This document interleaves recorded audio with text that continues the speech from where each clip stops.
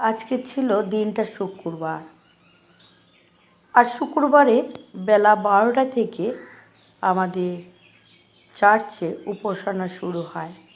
আমরা ফাস্টিং প্রেয়ারের উপবাস সহকারে প্রার্থনা করছিলাম। আর আমাদের উপাসনা শেষ হওয়ার পরে আমরা যখন বাড়ি ফিরছিলাম, হঠাৎ ভূমিকম্প হলো। আর ভূমিকম্প হওয়ার ফলে অনেকেই আমরা ভয় পেয়ে গিয়েছিলাম, এমনকি কিছু কিছু বাড়ির দেয়ালও ফেটে গিয়েছে।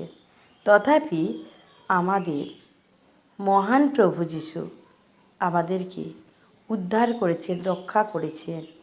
আমাদেরকে রক্ষা করেছেন বলে আজকের আমরা অন্যের কাছে এই ভূমিকম্পের বিষয়টা বলতে পারছি।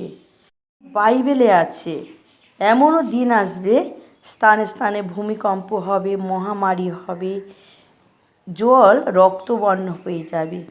তবুও মানুষ মন ফিরায় না, মানুষ নিজের কাজে ব্যস্ত, প্রভুর দিকে আসে না। সেই শেষ টাইমে আমরা এসে গেছি। ক্ষণিকের জন্য মন ফিরায়, আবার তারা আবার ভুল পথে ফিরে যায়। খ্রিস্টতে প্রিয়জনেরা, এই ছোট্ট ছোট্ট ইঙ্গিত ঈশ্বর আমাদের দিচ্ছেন, কারণ বাইবেলে আমাদের অনেক অনেক উপমা দিয়ে গেছেন, যেগুলো আমরা পাই বাইবেল থেকে। বাইবেলে অনেক জায়গায় বিভিন্ন রকমের এই প্রাকৃতিক দুর্যোগের বিষয় লেখা আছে। স্থানে স্থানে ভূমিকম্প হবে, মহামারী হবে, এমনকি জল রক্তবর্ণ হয়ে যাবে।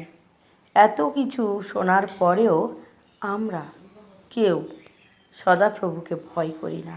তাই আসুন ঈশ্বরের বাক্য পড়ি এবং ঈশ্বরকে ভয় করি এবং তার রাজ্যের জন্য চিন্তা করি। ঈশ্বর তার বাক্যের প্রতি আশীর্বাদ করুক। আমেন।